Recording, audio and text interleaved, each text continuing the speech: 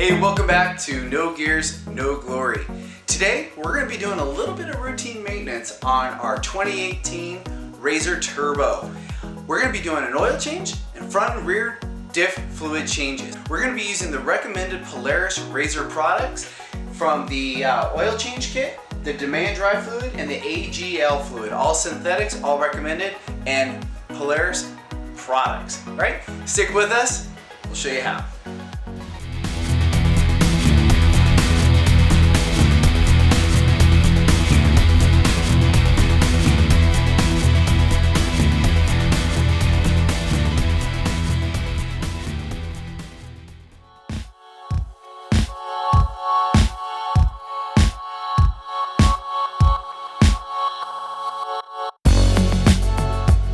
So I think we'll start with our oil change first. One of the things you want to do is pull off your case cover. Then we will go ahead and crack open our oil cap, so that way there's air in the crankcase and the oil can flow freely. And then we'll get underneath and start draining our fluids. The next thing you want to do is get to your oil filter. And you say, where is the oil filter? Excellent question. Oil filter's right in there. It's right on the back of the motor, pretty much in the center of it, which is not particularly convenient when you've just ran your engine for 5 or 10 minutes to pull it into the garage. So I recommend making sure you have some kind of glove on, much like this mechanic's glove. And when you reach in there, just be careful because the turbo and the exhaust is right there and it's easy to burn your hand. I will attempt to get this on camera. Attempt number 1.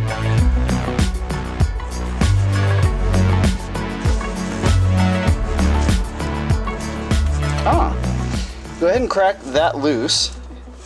Don't take it off all the way.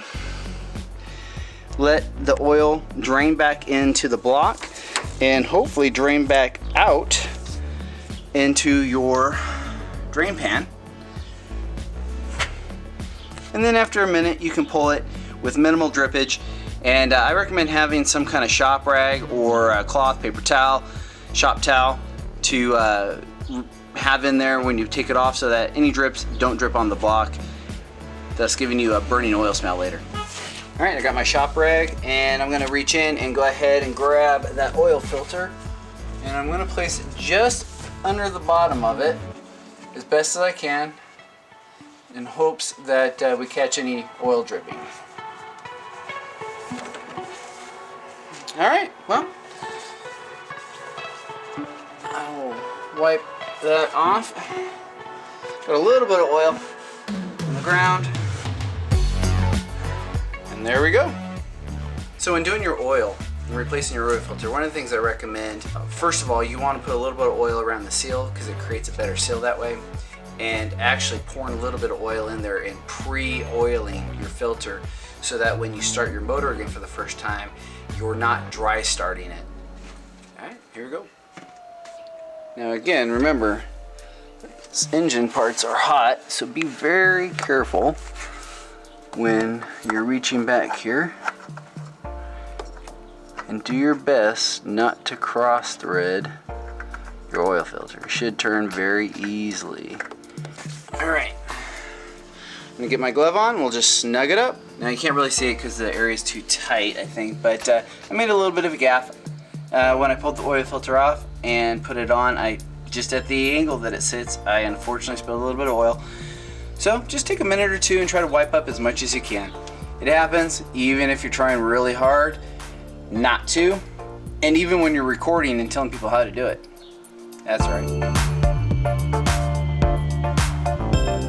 Once your oil's done draining, you're going to take your plug, just double check it, make sure you've got no metal shavings or anything on there. I think we're okay. I'm going to put it back on our 6mm Allen head. We're just going to put it back in place. Once you get it snug, take your rag, wipe all your excess oil off. You're about done under here. Okay. So the oil capacity for an XP Turbo is about 2 3/4 quarts. So we'll do 2 full ones, 3/4 another one. We'll check the oil and see how the fluid is after we start it. Double check our volume, and we should be good to go. When you pour your oil, you want to pour with the spout up. Gives you more control because the fluid doesn't come out till just about when you're ready. And you also don't get a glop, glop, glop of the air flowing into the oil bottle. So for our 3rd quart, we're gonna go 3/4. We're gonna check the oil by pulling the dipstick, which is on the passenger side. If I can pan out a little bit here. So you can see here's our shock. And then just beyond it, right back there, directly underneath the exhaust manifold. All right, as you can see, our oil level is right kind of towards the high side of the 2nd dot, which means we are perfect in our oil level. Don't need to add any more. We'll replace the dipstick and we'll button her up for the oil change. Okay, once you've checked your oil level and you're sure that you've got the right amount of fluid in there, make sure your oil cap is on. You're good to go there. Go ahead and store your remaining fluid for adding oil as needed, and then take your old bottles and dispose of them properly, and take your old oil to a oil disposal center. Many times it's a automotive parts store. They'll take it and recycle it for you, and that way we're being good to the earth along the way. All right. At this point, we're going to go ahead and put our cover back on. All you got to do is angle it upward and lock her in place. All right.